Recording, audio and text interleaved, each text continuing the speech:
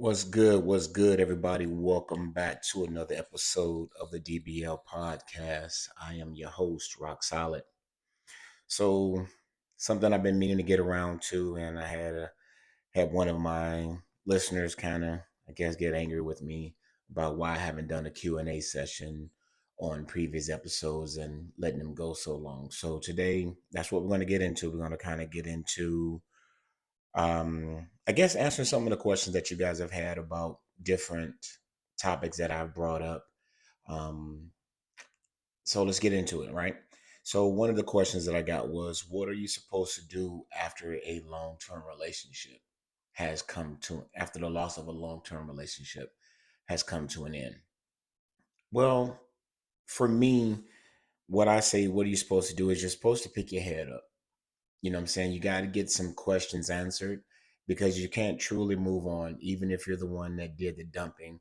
You still got to get some questions answered because there's a lot that has not been taken care of and that you want to know. So you really have to put a lot of emphasis on trying to improve yourself, even if it's not, even if you didn't make the mistake, right? And they're the ones who did. You have to understand how you got there and what you can do differently to make sure that it doesn't happen again. So you still have to do self improvement and work on little things, to make yourself better as an individual. So a lot of times, long term relationships are hard, and trying to move forward is never going to be easy because, again, this is somebody that you've put a lot of time and energy and effort into it, as I've stated in other episodes before.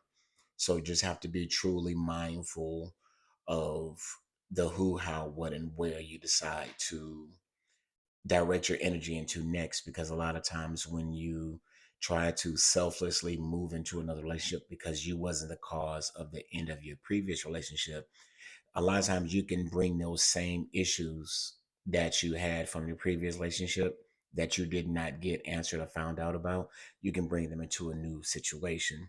So a lot of times you have to really just kind of put your mindset into just really getting to solve some of the issues from the inside that you have going on, even if you just have to deal with how do I make things better on my end so that I don't screw my next relationship up. Okay. The next one says, what is it that a man wants more, love or respect, and why? I can't speak for all men. I'll speak for myself. I want your respect more than I want your love. And, I don't know too many straight men anyway that wake up, talking about, I dream about love. I'm looking for love. I'm looking for love. I'm looking for love. But we all clamor for the respect of our peers, for the people in our family, and people that we're in relationships with. And we want respect more than love simply because respect is love to us. That means you love who I am as an individual. That means you love who I am as a person. That means you love what I represent. You can interchange the word love with respect. So for a man, I truly believe that we want respect more than love. I hope that kind of answers your question. Um, what does a man's social circle tell you about him? A man's social circle should tell you pretty much everything you want to know about his character. If he's around a bunch of people that hold him up in his wrong, then he's probably wrong more so than you even know about. If he's around people that, push him, that reach out to you or they talk to you about, hey, you know what I'm saying, I'll talk to him about, or if you got friends, if he has friends that you can reach out to and ask him, can they talk to him, or hey, what's going on with him? And they're willing to have a conversation and be an advocate for him because they see that something's off target within, something's not right, or that he's not doing something he needs to do, then his social circle should tell you everything you need to know about his character because we are who we surround ourselves with, especially if you're dealing with a very conscious person who's very conscious about the people that they choose to have in their lives and who they choose to be around. So, a social circle, it says a lot about a man. Next question says, I'm a man with money, not bad looking. Why do I keep falling into the friend zone? Well, I, to be the bearer of bad news, the way you started your question is probably why. Because What it says to the opposite sex is that the only thing you have to offer is your money and your looks. Because a lot of times, you're going to meet the person that you're mostly attracted to, the person that you really put your most energy into. And if your money is all you have to offer her, then that means you don't have the time and energy and effort to give to her. If your looks is something that you cater to, then that means that you're more in tune with yourself than you are with her, which means that to that woman that you're being selfish.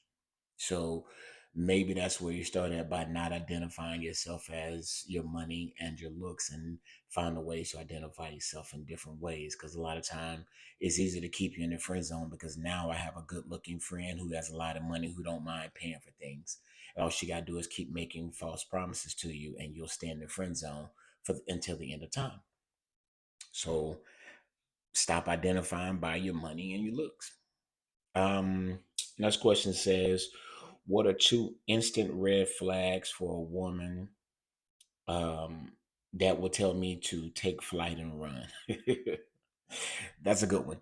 Um, my two biggest red flags with a woman, what I would have to say is a woman that says that you can't handle me, or it takes a real man to deal with me, or XYZ, because I have to deal with business. I have to deal with family. I have to deal with kids. I have to deal with life.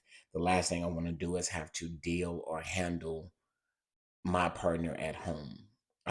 To me, that is a huge red flag, because you're already telling me that you're very confrontational. And again, this may not mean the same thing for everybody. This is a question that's directed at me. Um, it tells me that, you know, you're going to be a headache, you're going to be a stress, you're going to be a lot, you're confrontational. It means that, saying that you don't know how to control your mouth. You feel like you can say what you want, you can do what you want, and there should be no consequences behind it. So for me, those are like two things that a woman can say that are a huge red flag to me, and will also make me kind of take flight, because I can't deal with somebody that's always on the constant looking for action type person, because I'm very laid back, very low key, very kind of state of myself. So for somebody that needs to be handled, or somebody has to deal with them all the time, I take a hard pass on it. That's just me, to each his own, but that's just how I flow when it comes to people that I deal with. And I've been in relationships where, I tried it. You can't knock it until you try it. I have tried it, and it just doesn't work for me. My personality says that I'm not going to deal with someone that I'm always having to handle all the time. Can't handle your liquor, can't handle your mouth. You can't handle stressful situations. Every situation doesn't deserve a blow up, or an incident every single time. That's just me. It's a turn off for me. Um, Next question says, "Why do men like to be alone, and why do they need a man cave in a relationship?" Well, I'm an introvert. Um, as you can tell from the office, there's not a whole lot in here. There's a bed in here. Then there's the stuff that I work with in my room. It's not, quote unquote, a man cave. A man cave is kind of like, if you need a man cave, it's normally from people that have men that have to share the whole house with everybody. There is no space for him to kind of go into his own little world, and kind of decompress and be within his own thoughts. A lot of times that's not possible when you have a big family, because normally the man cave, from my experience and people that I know, when either they're very huge sports fans and they want to dedicate a room to that sports, or they want to have a place where they can go and kind of get away from everybody else and get within themselves. The need to be alone comes from, men are pretty much introverts, and you have some that are extroverts, but most men are introverts, where we need time to ourselves to kind of just be by ourselves a lot of times. And when you're in relationships, it's hard to do that, especially if you're with a needy partner who needs your attention, who needs you around, who wants to be around you all the time. So it makes it complicated for them to really have some self time. So when you get it, you try to isolate yourself from everybody, and just kind of get into your own little space to stay away from everybody else. I'm a huge fan of being alone. But again, I'm an introvert. I stay to myself all the time. So this is a perfect world for me. Um, I choose to be in a relationship with people who are extroverts, but introverted in a relationship where we can be in the same household, spend time together, and we can walk into each other's room, spend time, and then walk back out of that room. I need those type of relationships where nobody doesn't require me to be up under them all the time. So that's just me.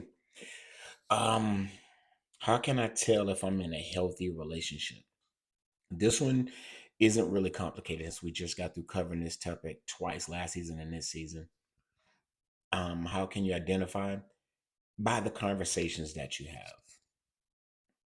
The conversations in relationships will tell you a lot more about the relationship than the dynamic and what people can see. The conversation that you have when you're in your downtime, do you are you having conversations about how do we get better? How do we make our relationship better? Um, are you asking questions about things that are wrong?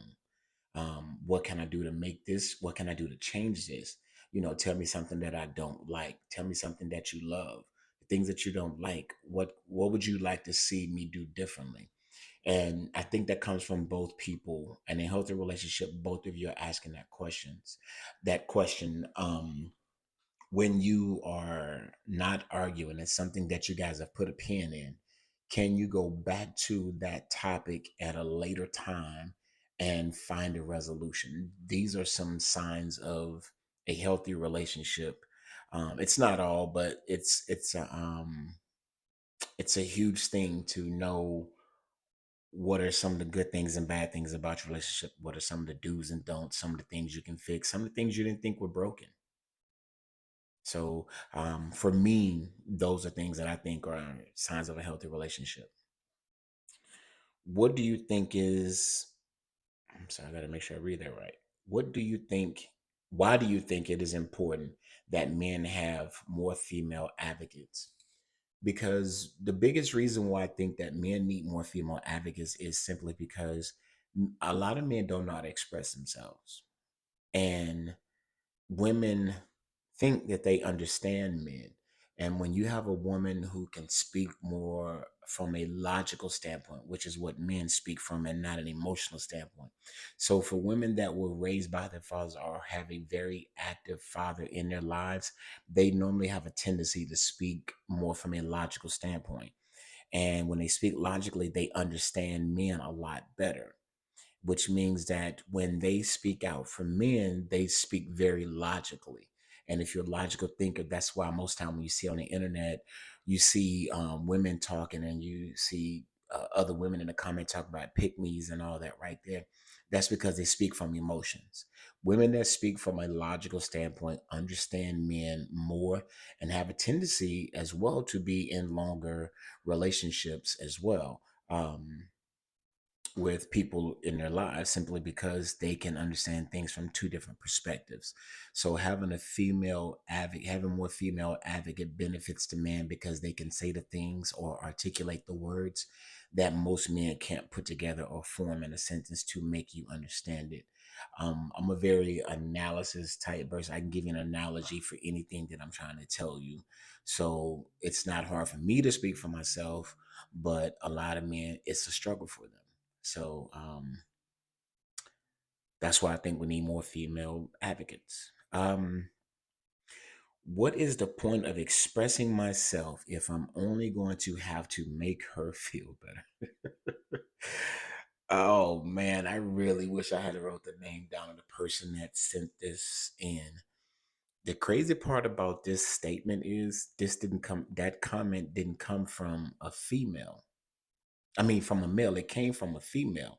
And the question again says is what is the point of expressing myself if I'm only going to have to make her feel better? From a man's standpoint. And I really wish I would have wrote her name down so I could have addressed her directly. The thing about it is it's not what you say, it's how you say it. And if I'm feeling passionate about something, I want to be able to have the freedom to express myself. When you're dating, you don't lose that right to do so, to express yourself. And I really wish people would truly understand what that means. Dating does not mean I lose the right to be an individual. And the reason why you probably have to make her feel better is because you don't want to see that person hurt. You don't want to see that person crying. You don't want to see that person angry. But by understand, you got to understand something that the moment you start, you express yourself and then you decide to pamper them after you said it, you just set the tone that if I want to get my way or bully myself, bully my way through this conversation, you literally just told her how to do it. All they got to do is look sad. All they got to do is cry or put their head down in disappointment. When you express yourself, sometimes you have to sit on two separate sofas or two separate ends of the bed and have a conversation. That way, that temptation is not there for you to want to comfort them. Because the moment you comfort them, and again, we're not talking about being a jerk or being a butthole to somebody. We're talking about having a conversation with somebody and you expressing yourself how you feel and what you think, and then this person takes it to heart. You set the standard for that a long time ago. You can change that, you can make it better, but the only way it gets better is if you choose not to leaps and bounds. After the conversation, you guys can hold, you guys can hug, you guys can, do whatever that needs to be done, but you still must be able to express yourself to get it out and then deal with the other part afterward. Do not do it at the same time. That's just my opinion. And again, I'm not talking about the one who's going to be be an aid to the woman. Um, but for the late young lady that sent this in, it truly just comes down to you have to want to get your point out. Then after you get your point out, that's when you cater to the emotions of the other person. Next question says, why should I choose to be in a romantic relationship when I can get all the perks in a casual relationship? Well, your question is your answer. If that's all you want is a casual relationship, then there's absolutely no need to be in a romantic relationship. I call you, you call me, we come together, we go our separate ways. But if you're looking for a future, if you're looking for commitment, if you're looking for access, if you're looking for comfort, if you're looking for a person to be a peace of mind, looking for a person to be to care for your spirit, to care for your heart, and things like that, you can't get that in casual. So it depends on what you're really looking for. But this is where being honest with yourself truly plays more of a role than anything else. You have to be truly honest with yourself.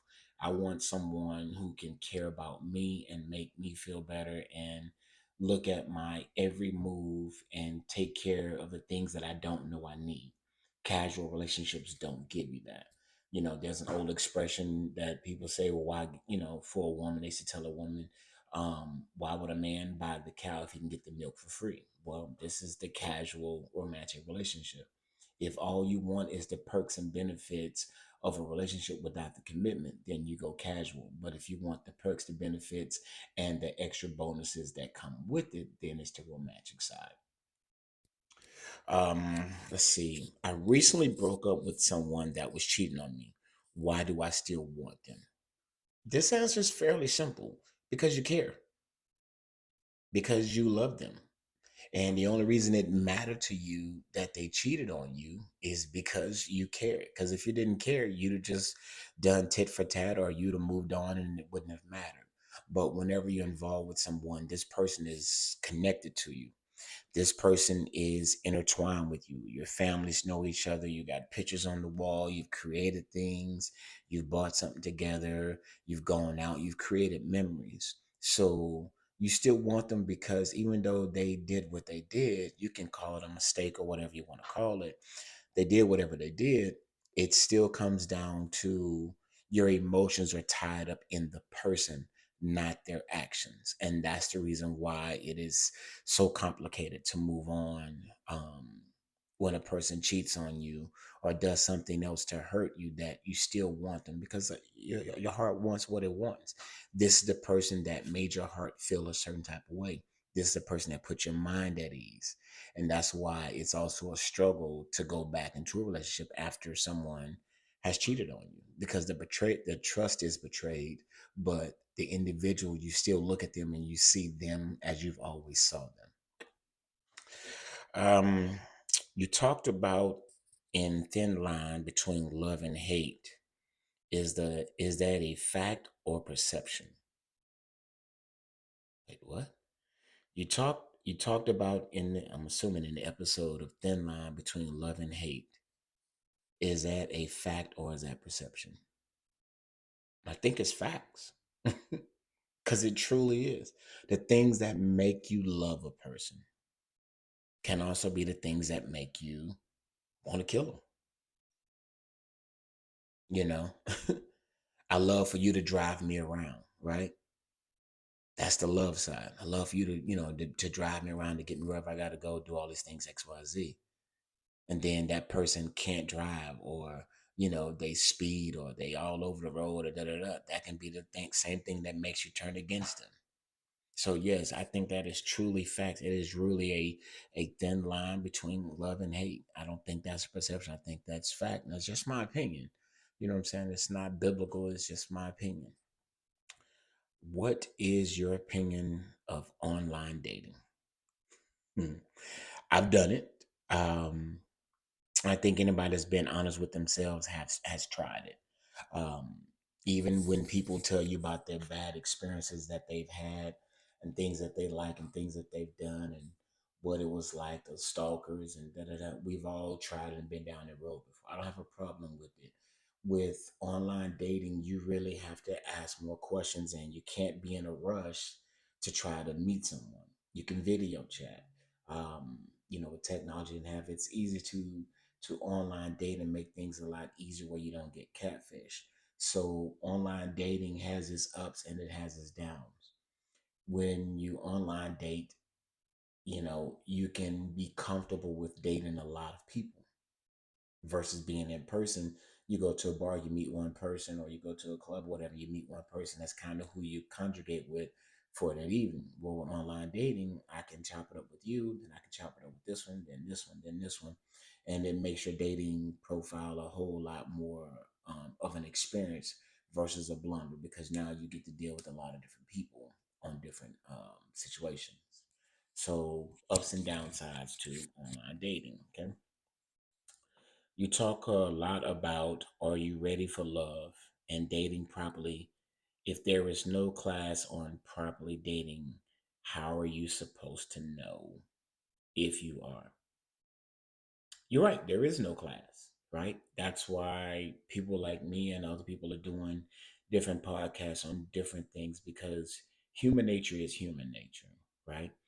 Um, but the only way you know you're ready for love is if you date properly, meaning you ask questions.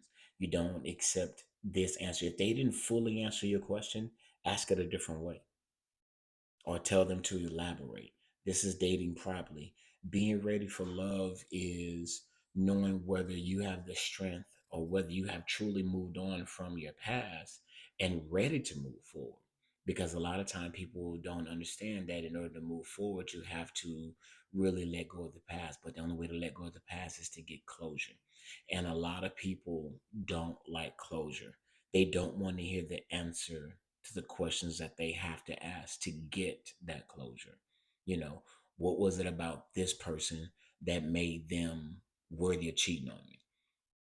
But whenever you ask that question, I have a saying, ask what you want to know, but don't ask what you don't want to hear. You know what I'm saying? Some people were fuckable. That's the reason why, they dealt with them. If that's not that they were looking for love or that they wanted him or that they wanted her, that's what they was. And so that's the reason why they operate the way that they did. But you got to ask the questions and want to hear the answer. If you think that person is lying, why would you ask the question? But if you ask the question, listen, you have nothing to gain or nothing to lose from this but insight. That's the only thing. So that's the only way you're going to truly get an answer to um, dating properly and being ready for love. Um, Next question says, this is a topic that I like. It says, why is closure such an important thing for people that are not dating anymore? Have you ever heard the baby mama drama? uh, the baby daddy drama. You ever heard about the stalker, or every time you get into another relationship, this person won't let you date anybody else, or every time they come around, they interrupt your relationships. This is because they have no closure in those relationships. Short, simple, straight to the point. That's the reason why. It's because they have no closure. In order to truly, truly move forward in a relationship, you have to have closure.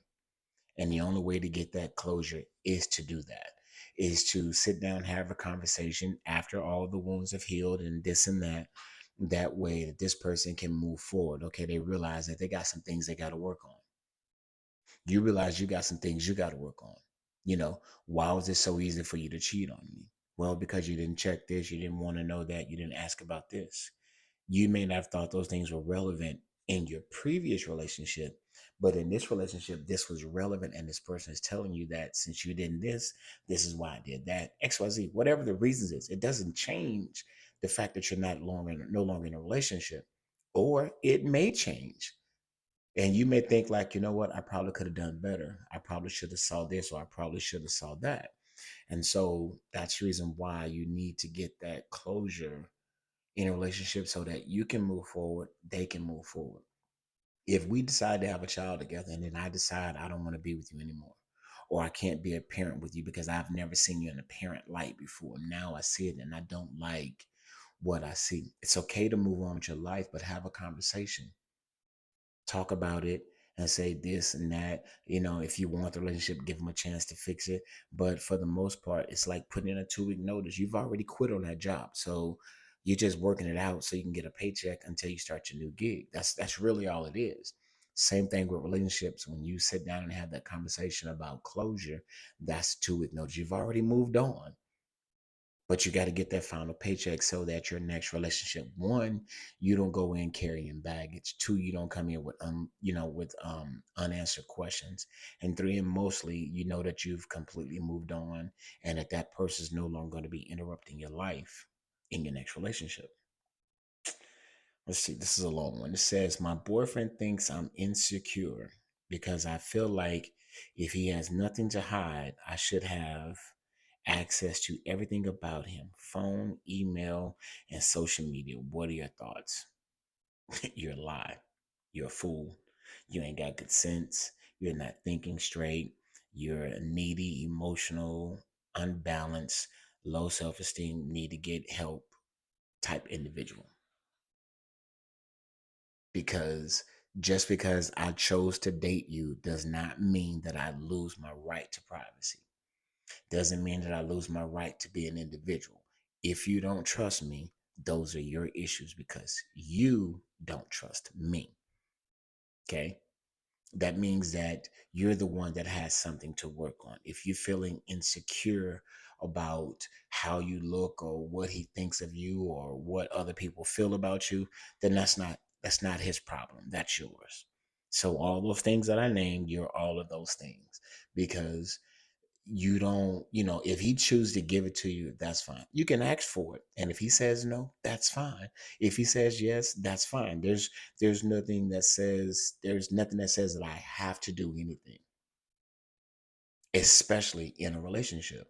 So if you don't like the way he operates, or if he's not the guy that's going to give you those things you need, you may need to find someone else. But I suggest you looking inside first before you move on to anyone else, because you're going to be bringing some, that's called the definition of toxic. And you're bringing whatever happened in previous relationship or your insecurities into someone else's life that didn't ask for that. Sorry. Not positive, but it is what it is, right? Next question says, how do I know if the person I am dating is the person I'm supposed to be with, or something else? By dating properly. Sorry. That's just what it is, right? Dating properly. That's how you answer that question, because everybody is not intended to be your husband. Everybody's not intended to be your wife.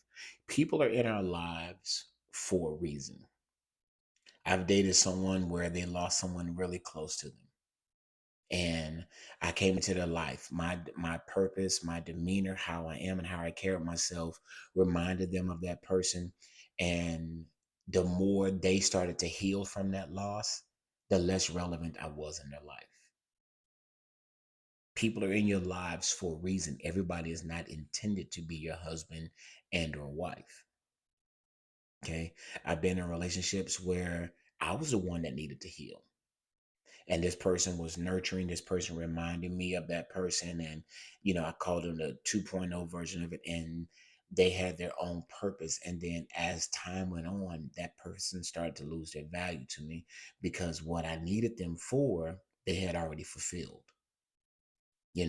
It's kind of like a car. um, I'm just getting out into the workforce. I work at McDonald's, and this little Toyota for like $500. It runs badly, but it runs and gets me back and forth to work. But now that I'm the manager of McDonald's, or the district manager of this company, or I'm a supervisor of this company, that car served its purpose, but it is no longer serving its purpose anymore because I'm here and that car represented me when I was down here. To keep hold of that car is for me holding on to something that I'm trying to let go of.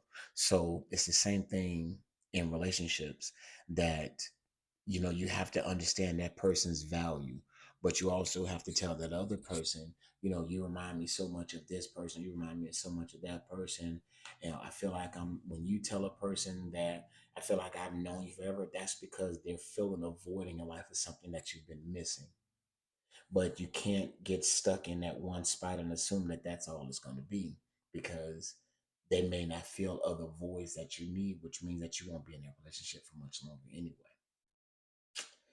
Next question says, what do you mean by understanding who you're dating? I guess it kind of just goes back to what I'm saying. You have to understand a person's background, right? And like I said, I'm pretty good about giving analogies, right? Here's one.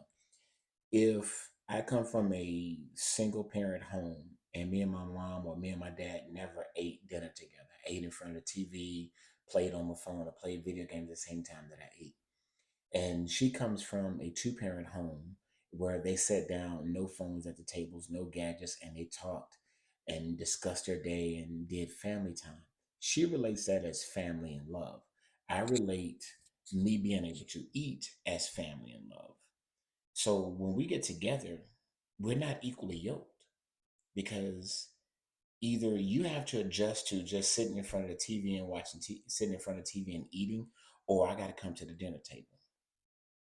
Your dynamic of family and my dynamic of family are completely different.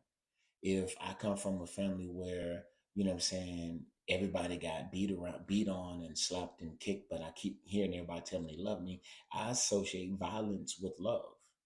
You come from a single parent home where it was nurtured and cared about, you associate that with love, that nobody should never put their hands on you. And I feel like I should. We get together, we're physically connected, we're mentally connected, but life wise, we're not. I'm gonna put my hands on you, and all of a sudden you don't associate that with love, and I'm thinking you should love me because everybody I know loves each other because they did these things.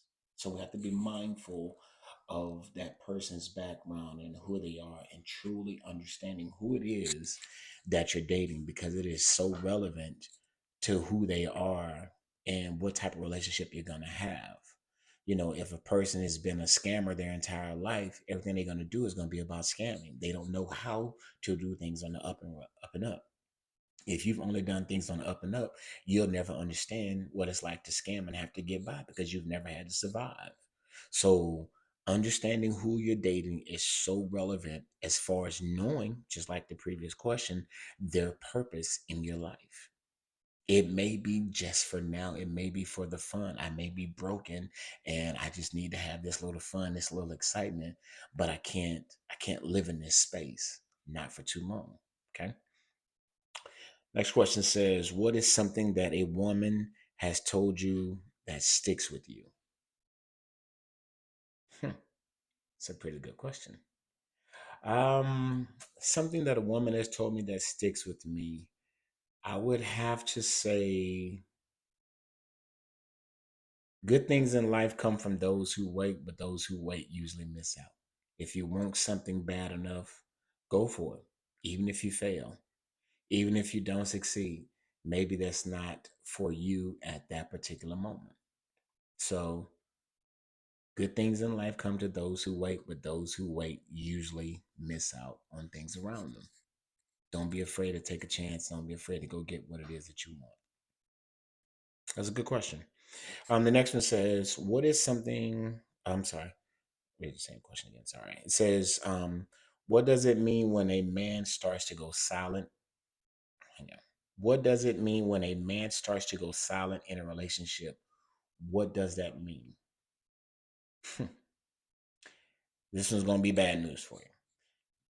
This is my opinion, okay? It says I think that when a man starts to go silent in a relationship, is it means that he's finally reached a breaking point in his relationship, and he's finally recognized the fact that talking to you is pointless. Sorry. That's usually what it means when a man goes silent because he realized that everything is not an argument. And what's the point of arguing if either he's going to have to cater to you in the midst of that argument, or if he knows that you're not listening, you're still going to do what you want to do. He's come to the terms that having a conversation with you is completely pointless and moot. I don't know another way to word that. Okay. Um, Next question says, if it's not sex, what is the greatest gift a woman can give a man? Well, if you think that is sex, you're already wrong off the rip. Okay. Um, Easy sex means easy exit.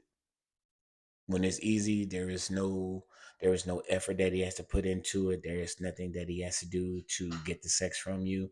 Normally, whenever that orgasm hits, so whenever the orgasm comes out, so does his feelings and emotions. But the gift, I think personally, right, the greatest gift that a man can give a woman is for, well, I'll say it this way. My mom gave it to me. The greatest gift my mom as a woman gave to me was she gave me the ability to take care of myself and not need a woman. By me not needing a woman to live and or survive, it raised my value, because if a woman, the only thing she has to offer is what she can do for me and I can do those things for myself, I raised the standard of her that she has to now meet. Either she has to improve or she has to move on. And if I know my value, I can also raise the value on the type of women that I come in contact with. So I think that that's truly the greatest gift that a woman can give a man. So if you have a son, teach him to not need a woman. Teach him to cook, teach him to clean, teach him to fix things around, you know what I'm saying? Have someone teach him to fix things around the house, understanding what a quote unquote honey-do list is. That is probably the greatest gift that you can give a man, in my opinion. And teach his own. And that's just in my opinion, the ability to be able to not need a woman but appreciate one. What advice would you give? What advice would you give men that are listening? I think I just gave it. Raise your standards and expectation of women, of the women in your life. And I'm talking about even your daughters. That's the greatest, that's the greatest advice I can give a man is raise your standards and your expectation of the women in your life. Because you know how to make their lives easier. But if you can't communicate to them on how to make it easier from their standpoint, then they're never going to fulfill what it is that you want from them. Right? Just because everybody isn't meant for you doesn't mean that everybody isn't meant for you either.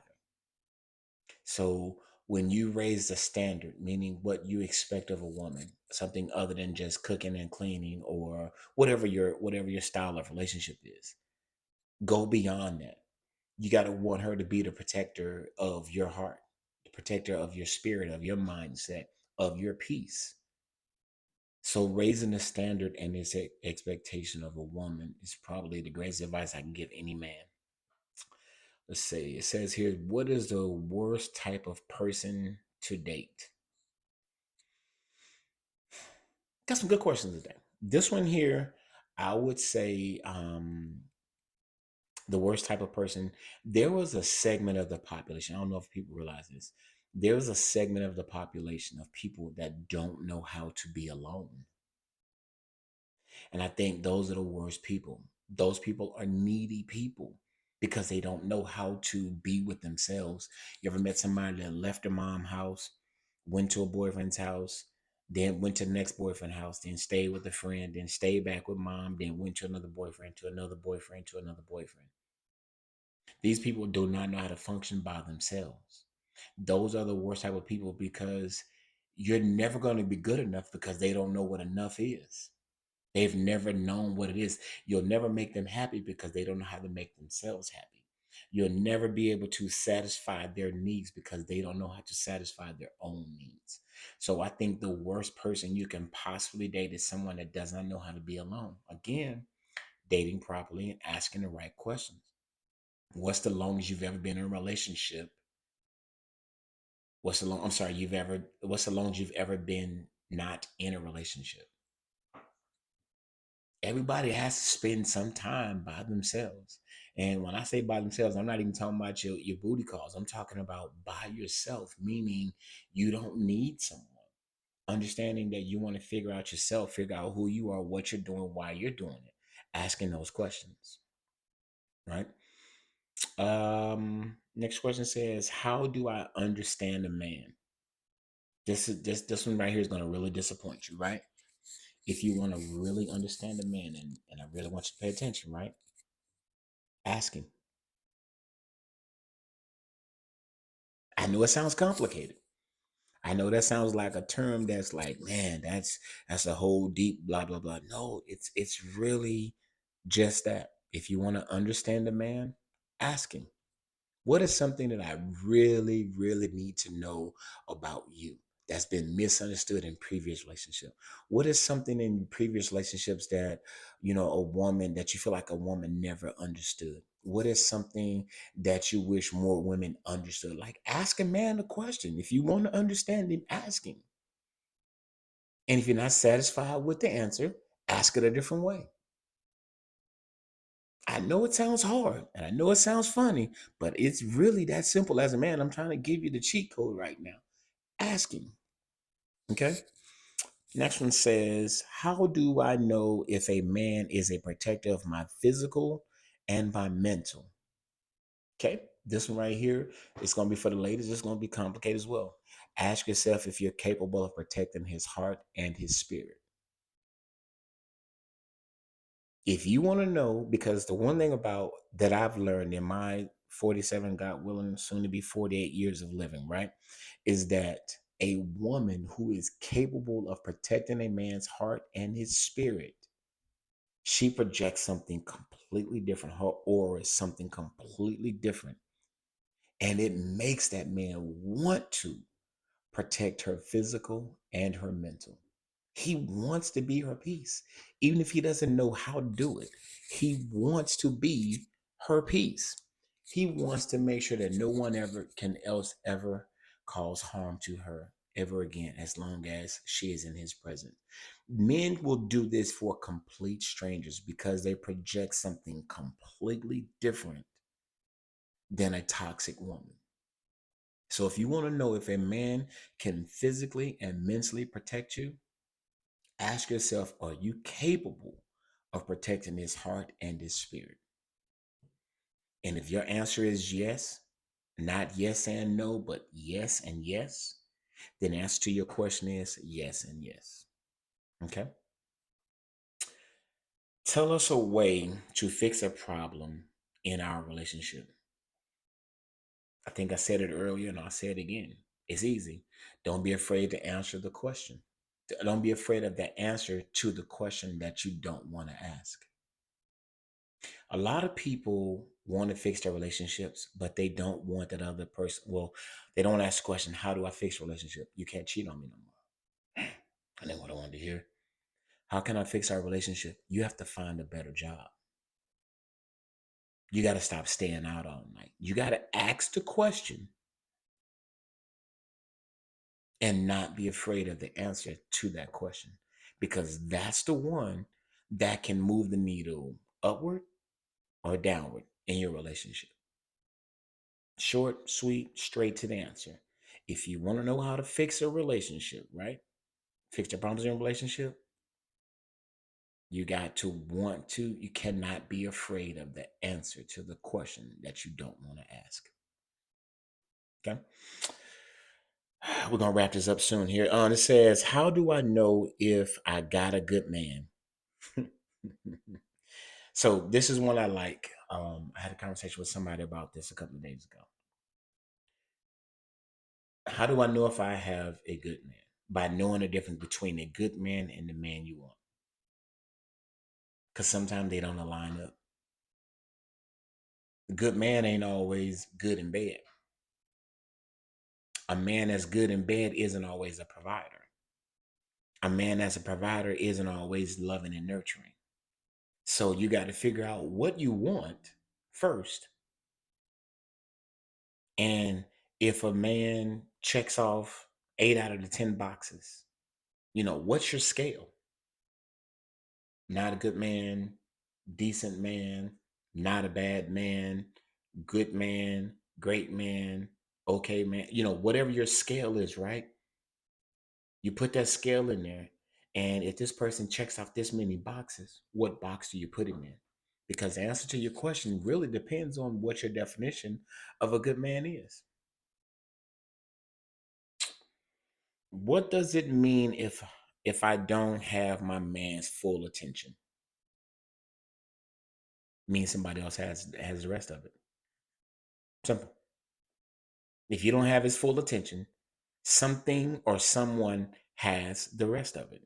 It might be work. It might be another person. It might be life. It might be stress.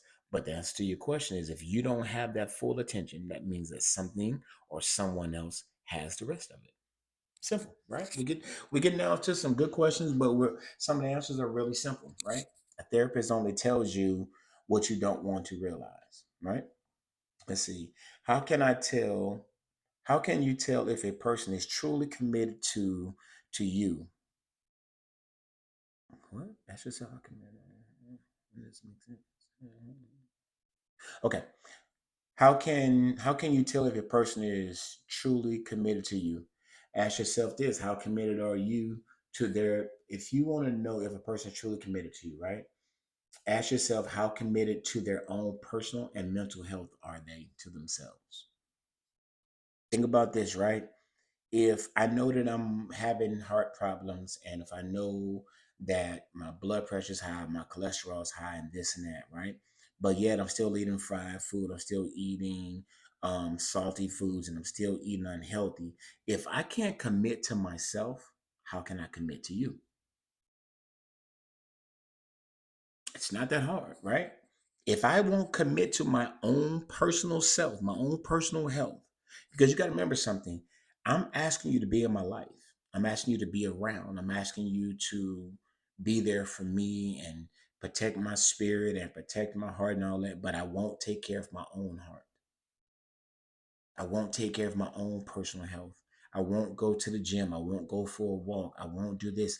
If I won't do this for myself, what makes you think I'm going to do it for you? As a woman, you're asking a man to marry you, or you want a man to marry you, or say he's going to marry you, right? But yet, you know you got some toxic issues going on. You know it. He doesn't have to tell you, you know it. And yet, you won't do anything about it. So if you won't take care of your own mental and your physical, you're never going to take care of me. If you don't take care of your children, you can't take care of me. If you can't love your mother right, you can't love me right. So it's not hard, right? It's not hard to figure out the answer to these questions. Sometimes you just have to look at things from outside of your own perspective and think differently versus the way you've always thought. Because what you've always thought is what's gotten you here. This is going to be our final question, right? It says, why is it acceptable for women to have standards but not men? Oh wow. Okay. It's not. As a man, I'm gonna tell you right now, I have standards. Some of my standards are really up there. I'm simple and I'm complex at the same time. Women should have standards. because you don't want anybody around you. You don't want anybody in your space. But as a man, I'm telling you something. I have standards. I don't need a woman that needs me to take care of her. I want to do that, but I don't need one that needs me to. That's a standard, right? A woman's personal health, right? Personal hygiene matters to me. You know what I'm saying? Does she take the energy and effort to put something on to make herself smell better, to be around another person, to be in their space, right? That's a standard because I'm not going to come around you smelling any kind of way. Not on purpose anyway. Now, if you catch me coming home from work or coming from the gym, then you kind of get what comes with it, right? Um, if a woman is willing to walk out of the house with, a bonnet on and, saying the clothes that she slept in and just going to the store, for me, that's beneath my standard. To each his own. That's just beneath my standard. So it's not unacceptable. You should as a man, you should have a standard. Don't let a woman dictate or society dictate your standards that you set for yourself. But again, as I stated earlier, right, if you set the standards and the expectations for yourself, you also are setting them for the woman or the people that come into your life, because if they fall beneath your standards, you shouldn't keep them in your space. That's just my opinion. Um, this was kind of fun. Like I said, it kind of got me sitting up and thinking and looking around. And, it's not often people can make me think about something I can't give an answer to right off the rip. But in this scenario, I was able to do so. But remember this, people don't leave you, what I'm saying, because you made a mistake. People leave because you made it a habit. You can mistakenly cheat. You can mistakenly cuss me out. You can mistakenly grab a person the wrong way. You can make a lot of mistakes. People don't leave you for the mistakes. People leave you for what you've made a habit. Okay. And my last piece of advice before we go, right, is understand something. A woman that has more logic than emotions, they normally end up in long term relationships. People don't believe that. And I'm trying to tell you that is true from the bottom of my heart. Women that are raised by men or have a male influence in their life, they speak logically. They can speak man. They can speak in terms that we understand, and they can translate and say things to us that an emotional woman can't, because they're not speaking from an emotional standpoint. That means they've given it some thought, they've given it some energy and effort, and now they want to figure out how to communicate. And they have a tendency to be in long-term relationships. Men that are not in touch with their emotions can't find a way to communicate because they only speak logically. You have to have a balance of both. I was always taught that too much of anything is a bad thing. And it doesn't matter what it is. I don't care what you say. Too much money is a bad thing, right? Too much free time is a bad thing. Too much sex is a bad thing. Like, anything that you have too much of can be a bad thing. As always, everybody, this episode may not be for you. This may be for someone else. Don't turn it off. Turn it on to someone else. Until next time, everybody, one love. Peace out. Boom, boom.